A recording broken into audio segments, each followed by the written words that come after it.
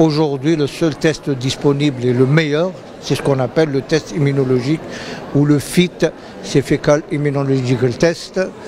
C'est le plus fiable. Bon, il y en a plusieurs, c'est pas ça, c'est une marque donnée, mais il y a plusieurs laboratoires qui font ce genre de test et qui ont la même spécificité, la même sensibilité, et c'est le même test qui se fait partout à travers le monde, qui est un test de recherche de sang dans les selles.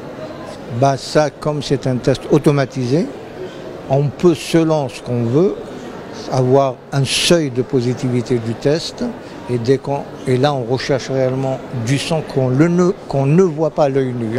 Vous ne pourrez pas le voir à l'œil nu. C'est vraiment l'appareil même qui détecte la présence de ce sang. C'est l'hémoglobine humaine. C'est l'appareil qui le détecte. Et c'est à partir de là qu'on dit à la personne, attention, on a trouvé du sang dans les selles. Il va falloir explorer votre côlon pour voir est-ce que réellement il y a quelque chose dans votre intestin ou pas.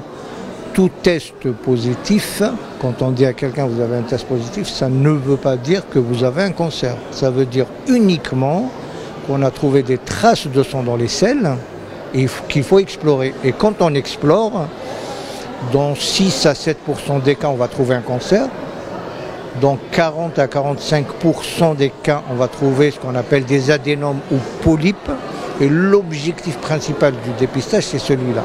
C'est d'arriver à détecter ces fameux polypes pour les enlever lors de la coloscopie et ne pas les laisser évoluer vers un cancer.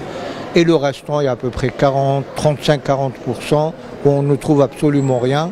Et c'est là qu'on parle de faux positifs.